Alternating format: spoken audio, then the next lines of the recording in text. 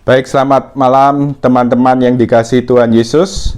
Pada pertemuan kita malam ini kita akan bicara bersama mengenai penderitaan dan salib dalam pandangan iman Kristiani. Jadi penderitaan dan salib dalam pandangan iman Kristiani. Akhir-akhir ini memang kalau kita lihat dengan melonjaknya pandemi COVID-19 ini, ya bahkan juga sampai di orang-orang terdekat kita ya. Mungkin saya sendiri mengalami, ada rekan pengajar di kelompok pelayanan kami, kemudian yang meninggal karena COVID. Lalu kemudian ketika saya kulaan-kulaan di Surabaya, toko-toko supplier saya juga banyak yang tutup. Beberapa di antaranya ya karena ada pegawai COVID, kena COVID, lalu kemudian diharuskan tutup. Jadi satu fenomena yang cukup mencekam untuk kita yang juga ada di Surabaya, kemudian juga Surabaya sekitarnya ya, Surabaya Raya, Surabaya, Sidoarjo, Gresik ini. Nah, tetapi kemudian satu hal berkaitan dengan penderitaan dan salib-salib kehidupan ini memang mau tidak mau juga menjadi bagian dari kehidupan umat manusia. Sepanjang zaman, dari zaman ke zaman, manusia tidak terlepas dari yang namanya penderitaan ini. Baik, sebelum kita masuk lebih lanjut, mari bersama kita renungkan sabda Tuhan. Kita ambil dari Injil Lukas, bab 9, ayat 22 sampai 26. Mari kita baca bersama-sama dari sabda Tuhan ini. Pemberitahuan pertama tentang penderitaan Yesus dan syarat-syarat mengikuti Dia. Mari kita baca bersama. Dan Yesus berkata, Anak manusia harus menanggung banyak penderitaan dan ditolak oleh tua-tua, imam-imam kepala dan ahli-ahli Taurat, lalu dibunuh dan dibangkitkan pada hari ketiga. Katanya kepada mereka semua, setiap orang yang mau mengikuti aku, ia harus menyangkal dirinya, memikul salibnya setiap hari dan mengikuti aku. Karena barang siapa mau menyelamatkan nyawanya, ia akan kehilangan nyawanya. Tetapi barang siapa kehilangan nyawanya karena aku, ia akan menyelamatkannya. Apa gunanya seorang memperoleh seluruh dunia, tetapi ia membinasakan atau merugikan dirinya sendiri? Sebab barang siapa malu karena aku dan karena perkataanku, Anak manusia juga akan malu karena orang itu, apabila ia datang kelak dalam kemuliaannya dan dalam kemuliaan Bapa dan malaikat-malaikat kudus. Demikianlah sabda Tuhan, terpujilah Kristus.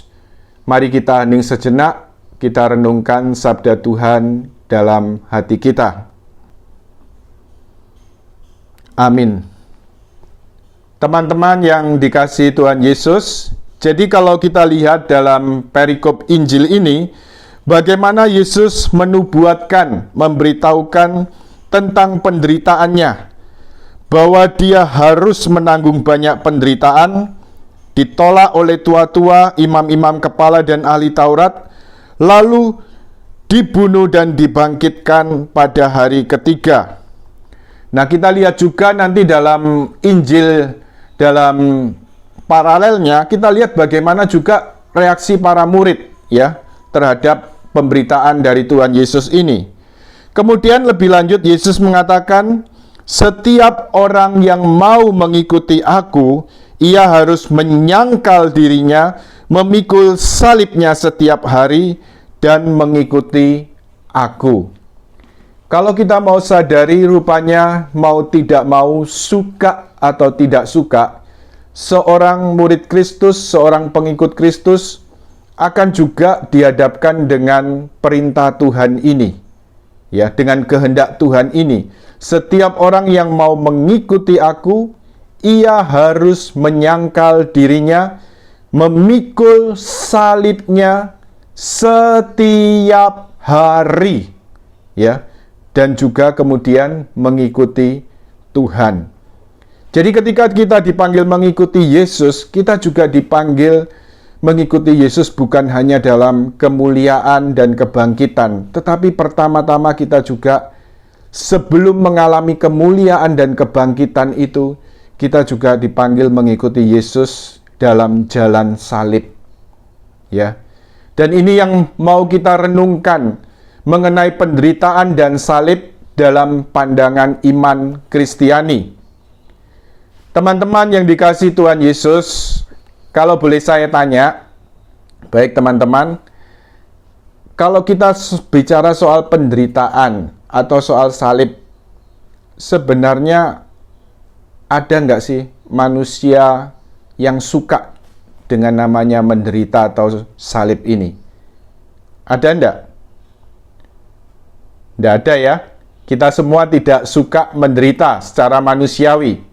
Ya memang secara manusiawi sifat dari kedagingan manusia, sifat dari keinginan daging manusia, yang pertama memang selalu mencari kesenangan, mencari kepuasan, ya, mencari apa yang menyenangkan, yang memuaskan. Tetapi kemudian sifat yang kedua dari kedagingan manusia ini, yaitu apa? Takut menderita. Dan secara manusiawi pun bahkan Yesus Tuhan kita, karena dia sungguh-sungguh Allah tetapi juga sungguh-sungguh manusia, ketika Yesus di Taman Getsemani, dapat kita lihat dalam Injil Lukas bab 22 ayat 44, Injil Lukas bab 22 ayat 44, Yesus di Taman Getsemani juga mengalami secara manusiawi ketakutan yang dahsyat, ketakutan yang luar biasa, bahkan dikatakan juga bahwa karena rasa takut yang luar biasa di Taman Getsemani sampai Yesus kemudian berpeluh darah. Ya, dalam penelitian ilmiah di zaman modern memang kemudian dalam ketegangan, ketakutan, tekanan yang luar biasa, orang juga bisa mengalami dan mengeluarkan keringat darah. Nah, Yesus di Taman Getsemani ini takut apa? Dia takut pada salib yang akan dihadapinya. Karena di atas kayu salib ini, dia harus memikul dosa seluruh umat manusia, dari manusia pertama sampai manusia terakhir. Penderitaan Yesus ketika memikul salib, mulai ditangkap, memikul salib, sampai tergantung di salib, secara fisik memang dahsyat. Tetapi lebih-lebih dahsyat lagi penderitaan itu secara rohani. Karena di atas salib, dikatakan bapak-bapak gereja, Tuhan Yesus mengalami neraka untuk kita manusia. Karena dia yang tidak mengenal dosa, tidak berdosa, dia harus memikul dosa seluruh umat manusia, termasuk dosa-dosa kita. Yesus mengalami neraka untuk kita. Baik, jadi kemudian secara manusiawi Tuhan juga mengalami ketakutan yang dahsyat di Taman Getsemani. Lalu mengenai penderitaan, ya kita lihat juga satu contoh. Petrus ya dalam Matius bab 16 ayat 22 sampai 23. Jadi setelah sebelumnya dipuji oleh gurunya karena dia menyatakan bahwa engkau adalah Mesias putra Allah yang hidup, nyatakan siapa Yesus bagi Petrus. Nah, tetapi kemudian setelah Yesus menubuatkan, Yesus memberitahukan tentang penderitaannya ini, Petrus langsung menarik gurunya. Jangan sekali-sekali itu terjadi. Ya, karena apa? Apa yang diberitahu Yesus tentang penderitaan, dia akan ditangkap, dia akan dibunuh, ya dia akan bangkit pada hari ketiga ini. Bagi Petrus ini, ya tidak bisa. Tidak bisa, gurunya ini Mesias, dia yang akan jadi raja dan sebagainya. Jadi tidak menyenangkan pemberitaan ini. Lalu kemudian bagi para murid, juga bagi kita ya secara manusiawi, kalau kita bicara tentang sukses, ya tentang kuasa, sukses, itu lebih menarik. Atau bicara tentang berkat-berkat, ya jasmani, itu lebih menarik daripada salib.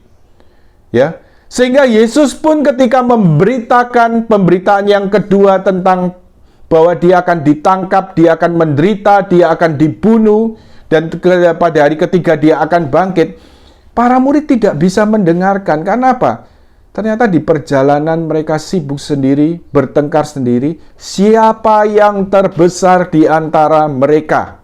Ini dapat Anda lihat dalam Lukas bab 9 ayat 44 sampai 46. Segala pemberitaan tentang sukses, segala pembicaraan tentang sukses, kekuasaan, berkat-berkat jasmani, itu lebih menyenangkan telinga manusia ya, daripada pemberitaan tentang salib Kristus. Dan bagi orang yang tidak percaya, bagi orang tidak beriman, salib adalah batu sandungan dan kebodohan. Batu sandungan bagi orang-orang Yahudi dan kebodohan bagi orang Yunani. Dan ini terjadi sampai saat ini. Banyak orang tidak mengerti kenapa seorang nabi seperti Yesus bisa ditangkap. Saya pernah mendengar ya, sampai waktu itu ibadat Jumat Agung, Romonya cerita pada malam Paskahnya ya, ibadat Jumat Agung mau diliput karena ada pasio ya, ada kemudian diperagakan begitu, divisualisasi, tetapi kemudian mau di syuting oleh stasiun televisi, tapi kemudian akhirnya nggak jadi karena manajernya waktu itu nggak bisa menerima. Masa nabi dikuyo-kuyo ya, cerita Romo itu ya, nabi kok dikuyo-kuyo, nabi kok disiksa, lalu akhirnya dia nggak jadi syuting ya. Tetapi satu hal, ini realitas ketika bicara tentang penderitaan juga salib Kristus ya, bagi orang tidak beriman salib adalah batu sandungan dan kebodohan. Tetapi bagi kita orang percaya, salib Kristus ini adalah keselamatan. Hanya dengan penderitaan dan jalan salib ini, Yesus menebus, Yesus mau menyelamatkan kita dari dosa-dosa kita. Sekarang kita lihat mengenai arti penderitaan dan salib, ya. Jadi mengapa ada penderitaan dalam hidup manusia, ya? Jadi kalau kita lihat penderitaan dalam hidup manusia, kita lihat juga dalam kitab Kejadian bab 3 ayat 15 sampai 19, Anda dapat baca sendiri teksnya. Penderitaan ada dalam hidup manusia sebagai akibat dosa asal. Jadi penderitaan ada dalam hidup manusia sebagai akibat dosa asal. Jadi artinya apa? Ketika manusia mulai jatuh dalam dosa, di situ mulai juga manusia mengenal penderitaan, kematian, sakit penyakit, ya, juga lebih-lebih kemudian yang paling fatal, dan ini yang mau dihindarkan oleh Tuhan, mau diselamatkan oleh Yesus, yaitu apa? Akibat dosa, yaitu apa? Maut, yaitu neraka. Karena itu Yesus mau mati untuk kita, untuk menyelamatkan kita. Nah, tetapi harus kita lihat, ternyata tidak semua penderitaan dapat disebut salib, ya. Kalau kita bicara tentang salib, ini ada sedikit perbedaan. Nah, ciri-ciri dari kalau kita mau menyebut salib-salib kehidupan, ciri-cirinya, salib ini bukan karena kesalahan sendiri. Ya. Jadi contohnya kalau seorang koruptor, korupsi, lalu ditangkap, dia kemudian diadili, dia dipenjara, koruptor ini juga menderita, tapi bukan salib. Karena ini apa? Ya karena akibat kesalahannya sendiri. Jadi kalau disebut memikul salib kehidupan, maka penderitaan yang bukan karena kesalahan sendiri. Nah, bisa berupa apa? Karena penyangkalan diri, karena juga kita menghadapi realitas perjuangan rohani, menghadapi dunia, daging, dan setan.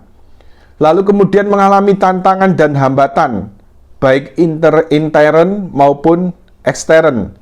Lalu dalam hubungan dengan sesama, ya salib-salib kehidupan, misalnya juga bisa terjadi dalam kehidupan suami istri, dalam kehidupan keluarga, Ya, ketika harus menanggung kelemahan sesama, kelemahan pasangan, kelemahan anak-anak, mungkin harus berjuang. Ya, kita juga bisa menerimanya juga sebagai salib kehidupan. Lalu kemudian intervensi si jahat, atau mungkin juga yang sedang terjadi saat ini karena pandemi COVID-19. Semuanya serba tidak menentu. Ya, selalu rasa was-was. Kita berada dalam situasi yang mencekam. Ya, ini juga bisa menjadi bagian salib kehidupan. Nah, sekarang kalau kita lihat lebih lanjut, penderitaan dan salib Kristus. Ini hanya sebagai satu motivasi ya. Kalau kita misalnya mengalami penderitaan atau salib, ada hal-hal yang memang mungkin tidak bisa kita hindari. Dan memang mungkin harus terjadi, harus dihadapi. Tapi persoalannya, apakah kita mau menderita dengan kekuatan dan juga menanggungnya dengan kekuatan sendiri? Ataukah kita mau menderita dan memikul salib itu bukan dengan kekuatan sendiri, tetapi memikulnya bersama Kristus? Dua hal ini akan berbeda nilainya. Yang pertama, ya, penderitaannya tetap datang, sama-sama ya, dua hal ini ya. Penderitaannya tetap datang, salib kehidupannya tetap datang. Tapi yang pertama, menanggung dengan kekuatan sendiri. Yang kedua, menanggung dan memikulnya bersama Kristus. Ya, ini punya dua konsekuensi yang berbeda. Baik, sekarang kita lihat apa yang dinyatakan oleh gereja ya. Jadi dalam hal ini dalam Katekismus Gereja Katolik nomor 1521 1521 saya bacakan, yaitu ini bagian dari pengajaran gereja tentang sakramen pengurapan orang sakit. Tetapi di sini ada unsur bagaimana gereja mengajar tentang penderitaan juga. Katekismus Gereja Katolik 1521, persatuan dengan sengsara Kristus. Oleh rahmat sakramen ini, maksudnya sakramen pengurapan orang sakit menerima kekuatan dan anugerah untuk mempersatukan diri lebih erat lagi dengan sengsara Tuhan. Ia seakan-akan ditabiskan untuk menghasilkan buah melalui keserupaan dengan sengsara juru selamat yang menebus. Sengsara sebagai akibat dosa asal mendapat satu arti baru. Ia menjadi keikutsertaan dalam karya keselamatan Yesus. Jadi segala penderitaan, sengsara, termasuk juga salib-salib kehidupan dan juga sakit penyakit, ya juga bisa jadi ya karena juga situasi pandemi ini ya. Artinya apa? Kalau itu dipersatukan dengan salib Kristus, itu memberikan arti yang baru. Ya, jadi memberikan arti yang baru sebagaimana dinyatakan Katekismus tadi ya. Dari Katekismus 1521. Sengsara sebagai akibat dosa asal mendapat satu arti baru, ia menjadi keikutsertaan dalam karya keselamatan Yesus. Jadi artinya apa? Kalau tadi saya berikan contoh, kalau mengalami penderitaan salib yang memang tidak bisa dihindari, kita bisa punya dua sikap. Yang pertama, kalau kita memikul dengan kekuatan sendiri, mengandalkan diri sendiri, apakah penderitaan itu berkurang? Tidak berkurang. Tetap berat, ya berat. Bikin stres, ya bikin stres. Ya, tapi juga tidak punya arti rohani. Lalu yang kedua, kalau seorang kemudian menanggung, memikul penderitaan, salib, sakit penyakit, kesengsaraan, segala kekhawatiran, ketakutan karena pandemi ini, tapi orang kemudian mau memikulnya bersama Kristus, menanggungnya bersama Kristus. Artinya apa? Sebenarnya kita tidak memikul dengan kekuatan sendiri, tapi apa? Yesus yang ada dalam diri kita, karena sakramen baptis yang kita terima, Tuhan yang tinggal dalam diri kita, Dia yang memikul melalui kita. Dia yang memikul di dalam kita. Kita memikulnya bersama Kristus. Kita tidak sendirian. Jadi saya teringat juga, ini satu film yang diangkat oleh dalam layar lebar ya, tetapi dari satu kesaksian nyata, yaitu tentang satu pastor eksorsis dari 17 eksorsis di Amerika Serikat. Jadi film ini difilmkan dan kemudian Pater Gabriel Amorth, jadi seorang eksorsis kota Roma yang menulis bukunya Journal an Exorcism, jadi jurnal seorang eksorsis, atau dalam edisi Indonesia, seorang eksorsis menceritakan kisahnya. Jadi dia menyinggung tentang film ini ya. Jadi memang suatu kisah nyata. Jadi waktu pastor muda ini dalam situasi krisis iman, dalam situasi krisis panggilan, karena dia memang latar belakang mau masuk seminari sebenarnya satu. Karena dia dari keluarga miskin, orang ayahnya sebagai untuk kerjanya untuk menghias jenazah begitu ya. Jadi untuk make up jenazah begitu. Dia pikir dia mau masuk seminari supaya bisa dapat pendidikan yang layak, kan sampai S2 kan istilahnya ya. Lalu kemudian setelah dapat gelar itu dia akan pergi keluar dari seminari. Pikirnya seperti itu motivasi awal.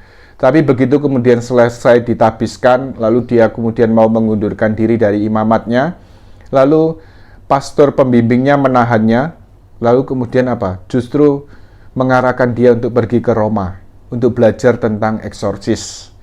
Dan di sana kemudian dia bertemu seorang pastor senior, yang kemudian akan mendampingi dia juga dalam praktek ketika menghadapi realitas kasus-kasus yang butuh eksorsisme. Nah, dalam satu kasus, ya memang bagaimana kasusnya Anda bisa nonton sendiri ya, The Read begitu filmnya. Nah, ketika dia harus menghadapi realitas bahwa menghadapi kasus eksorsis yang berat, sampai kemudian ya ini film bisa jadi ada unsur dramatisir juga. Dia sudah dicekik sedemikian rupa oleh orang yang kerasukan ini, bahkan dia sudah diingatkan oleh si jahat yang bikin orang tersebut kesurupan. Dia diingatkan, kamu pada masa kecilmu ya, jadi flashback begitu ya. Kamu pernah marah sama Tuhan waktu ibumu meninggal. Diingatkan dalam flashback masa kecil begitu ya. Ibumu meninggal, kamu malah pegang rosario, lalu kamu patahkan salib di rosario itu. Lalu ketika ingatan itu diingatkan itu oleh si jahat, lalu pastor muda ini sudah mau trans. Ya, mau trans, lalu kemudian sudah mau seperti orang mau kerasukan juga ya. Tapi kemudian ada ingatan kecil yang artinya dibangkitkan Tuhan ya. Dia ingat bahwa ibunya pernah memberikan sebuah kaplet gambar malaikat pelindung. Malaikat pelindung dengan dua anak itu ya. Lalu kemudian pada bagian belakang di balik gambar itu ibunya menuliskan "You are not alone." Kamu tidak sendirian. Nah, diingatkan akan pengalaman ini dan kemudian satu tulisan kecil dari mamanya ketika menuliskan "You are not alone." Kamu tidak sendirian. Tiba-tiba iman pastor muda ini dibangkitkan oleh Tuhan. Imannya bangkit sehingga akhirnya dia tersadar dan dia kemudian melanjutkan ritual untuk melakukan ibadat eksorsisme itu. Jadi akhirnya dengan kekuatan dari Tuhan Yesus sendiri dan dengan kuasa Roh Kudus dia melakukan dan melanjutkan ibadat eksorsis dan sampai akhirnya orang yang kerasukan tadi bisa ditolong. Ya, you are not alone. Jadi kamu tidak sendirian. Di tengah penderitaan, di tengah perjuangan, di tengah salib, di tengah sakit penyakit, di tengah pandemi ini, satu hal yang kita percaya sebagai umat Kristiani, kita tidak pernah sendirian. Dan bahkan artinya apa? Ketika penderitaan, salib, sakit, penyakit, pandemi ini disatukan dengan salib Kristus, ia mempunyai nilai baru. Artinya apa? Ini menjadi keikutsertaan dalam karya keselamatan Yesus. Ingat, tiap-tiap kita merayakan Ekaristi pada saat persiapan persembahan, ya. Ketika imam mempersiapkan persembahan, kemudian piala dituang anggur, tapi selalu ada air kecil, biasanya ada sendok kecil atau cuma dituang sedikit. Anggur tadi dalam konsekrasi akan diubah melambangkan Kristus sendiri, ya, akan diubah menjadi darah Kristus. Tapi air tadi artinya apa? Keikutsertaan kita, umatnya, ya. Seluruh doa, pujian, suka duka kehidupan, salib-salib kehidupan, penderitaan, pelayanan disatukan dengan kurban Kristus sendiri, dengan persembahan Kristus sendiri di atas altar. Dan sesudah persembahan lalu kita menjawab apa? Semoga persembahan ini diterima demi kemuliaan Tuhan dan keselamatan kita serta seluruh umat Allah yang kudus. Jadi persembahan diri kita, salib-salib hidup kita, penderitaan kita tidak pernah sia-sia ketika disatukan dengan salib Kristus. Dan itu apa? Semoga persembahan ini berguna demi kemuliaan Tuhan, keselamatan kita, dan keselamatan umat Allah yang kudus. Mari kita lihat dalam Kolose bab 1 ayat 24. Dalam Kolose bab 1 ayat 24 kita buka, kita baca bersama. Saya bacakan Kolose bab 1 ayat 24. Ini dikatakan Santo Paulus, "Sekarang aku bersukacita bahwa aku boleh menderita karena kamu, dan menggenapkan dalam dagingku apa yang kurang pada penderitaan Kristus untuk tubuhnya, yaitu jemaat." Di sini kita lihat Santo Paulus bersukacita dalam segala penderitaannya ketika harus menderita dalam pelayanan karena umat Allah, karena harus menanggung penderitaan di tengah segala pelayanan. Tetapi bagi Paulus itu apa? Menggenapkan dalam dagingnya apa yang masih kurang dalam penderitaan Kristus, dipersatukan dengan salib Kristus, yaitu untuk kepentingan apa? Kepentingan tubuhnya, kepentingan jemaat, kepentingan gereja. Jadi segala penderitaan dan salib ketika disatukan dengan salib Kristus mempunyai nilai baru, yaitu kita diikutsertakan dalam karya keselamatan Allah. Kita dipanggil menghayati salib kehidupan bersama Kristus dan demi kasih kepada Kristus. Dan kita lihat bagaimana pandangan para kudus tentang penderitaan dan salib. Ya, pada bagian akhir dari pengajaran ini kita lihat dalam diri Santo Paulus, ya.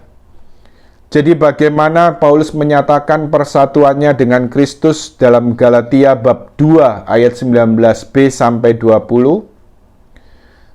Mari kita baca bersama-sama dari PowerPoint ini. "Aku telah disalibkan dengan Kristus, namun aku hidup, tetapi bukan lagi aku sendiri yang hidup, melainkan Kristus yang hidup di dalam aku." Nah, saya pernah mengikuti pengajaran waktu itu dari Father Gino, ya. Jadi Father Gino mengajarkan ini. Ya, siapa yang ingin bersatu dengan Kristus? Ya, kita semua ingin bersatu dengan Kristus, ya. Nah, kemudian seperti yang dinyatakan Santo Paulus ini, "Aku hidup, tetapi bukan lagi aku sendiri yang hidup, melainkan Kristus yang hidup di dalam aku." Ini kerinduan kita untuk bersatu dengan Yesus. "Ku mau sepertimu, Yesus, disempurnakan selalu." Tapi Father Gino kemudian waktu itu saya ingat benar, ya. Jadi ini tertanam dalam pikiran saya. Dia mengingatkan, Tetapi ketika dipersatukan dengan Kristus, dia kemudian menunjuk, membuat lingkaran pada bagian awal dari yang dinyatakan Santo Paulus ini. Jalannya apa? Aku telah disalibkan dengan Kristus, ya. Aku telah disalibkan dengan Kristus. Inilah jalan menuju persatuan dengan Kristus. Demikian juga dalam Filipi bab 3 ayat 10 sampai 11, Santo Paulus mengatakan, yang ku kehendaki adalah mengenal Kristus dan kuasa kebangkitannya dan menjadi serupa dengan Dia dalam kematiannya. Ya, intinya apa? Melalui penderitaan dan salib Kristus, kemudian artinya apa? Kerinduan Santo Paulus yang terdalam dibawa untuk mengenal Kristus dan kuasa kebangkitannya dengan lebih dulu melalui jalan salib. Dan memang ya harus kita akui, ini sebuah realitas rohani yang terjadi juga dalam gereja Katolik, ya. Kita lihat di antara para kudus, ya, kalau sekarang kan penyakit paru-paru yang mengerikan yaitu COVID-19 ini. Tetapi pada zaman beberapa dekade lalu, satu sakit paru-paru yang juga mengerikan yaitu apa? Tuberkulosis, TBC. Saya seperti diingatkan, ya, di antara para kudus, ya, di tengah ya baru agak kaget, ya, agak juga ya syok, kaget begitu mendengar ada rekan pengajar yang akhirnya meninggal karena COVID dan harus dimakamkan dengan protokol kesehatan juga. Ya. Tapi kemudian saya diingatkan di antara para kudus pun ya ada yang meninggal kalau secara fisik dilihat ya karena TBC. Seperti Santa Teresia Lisieux, Santa Elizabeth dari Trinitas, dan juga Santo Gabriel Possenti. Jadi penyakit ini juga cukup menakutkan pada zaman itu, ya. Lalu saya diingatkan ketika dari buku yang pernah saya baca, yaitu tentang buku autobiografi Santa Teresia Lisieux, yaitu Kisah Suatu Jiwa, The Story of a Soul. Ya, jadi dalam buku itu pada bagian Santa Teresia menceritakan saat mengalami muntah darah pertama kali. Ya, ini saya rangkum ya dari apa yang dinyatakan Santa Teresia itu, saya bacakan. Pada malam hari menjelang Jumat Agung, Santa Teresia mengalami muntah darah pertama kali akibat TBC. Dia merasa Tuhan Yesus memberi harapan supaya dia segera boleh memandang Dia di surga. Harapan untuk segera masuk surga ini memberikan sukacita yang besar kepadanya. Ia bersukacita dalam menghayati iman yang begitu hidup, sehingga memikirkan surga menjadi kebahagiaan baginya. Jadi satu hal yang dapat kita petik dari apa yang dinyatakan Santa Teresia, di tengah penderitaan, di tengah sakit penyakit, di tengah salib-salib kehidupan, penderitaan ini bukan harga mati, bukan ending, bukan titik, ya. Tetapi ini baru koma, ya. Ini baru koma. Penderitaan, salib kehidupan, ini baru koma. Titiknya mana? Titiknya adalah apa? Kebangkitan dan kemuliaan Kristus. Endingnya adalah apa? Garis finishnya adalah apa? Kebangkitan dan kemuliaan Kristus.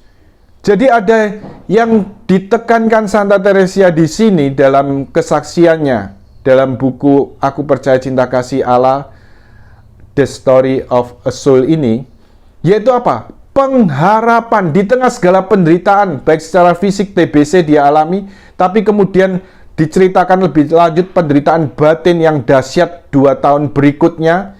Ya, dia boleh ikut serta mengalami penderitaan seperti Kristus di atas kayu salib, di mana Yesus sendiri berseru, Eli, Eli, lama sabachthani, Allahku, ya Allahku, mengapa engkau meninggalkan aku?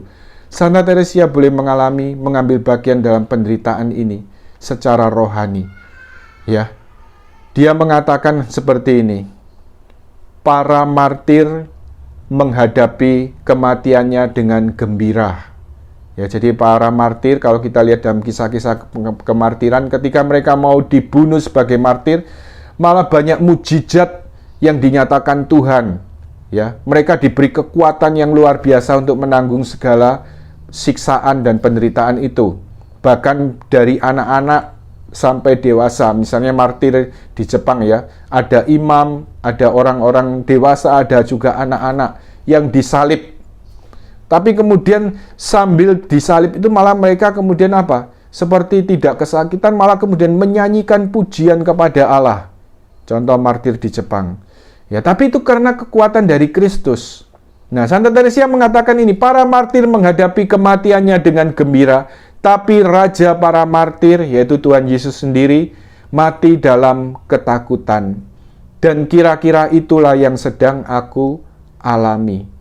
Penderitaan secara rohani yang dialami Teresia lebih-lebih 2 tahun terakhir hidupnya. Tetapi di tengah situasi ini, di tengah penderitaan dan salib, hanya satu, harapan. Pengharapan. Inilah iman Kristen. Di tengah salib dan penderitaan kita diajak semakin berdiri teguh dalam pengharapan.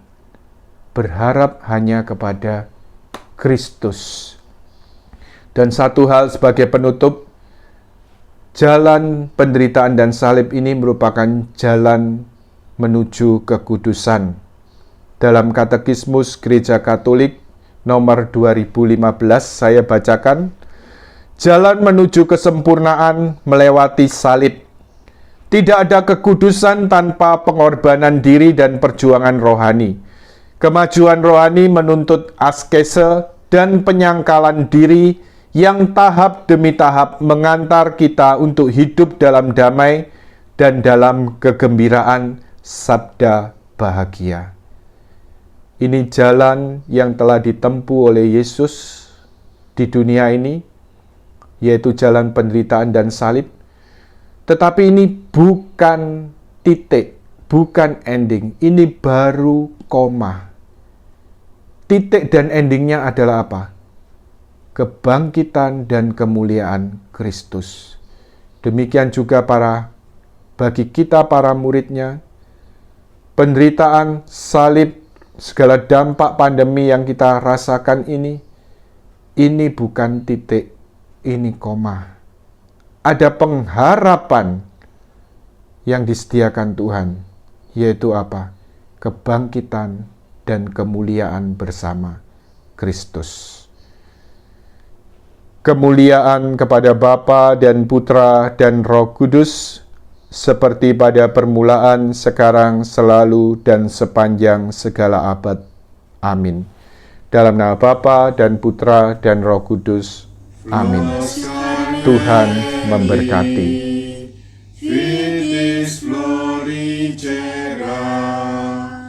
splendor celi, Virgo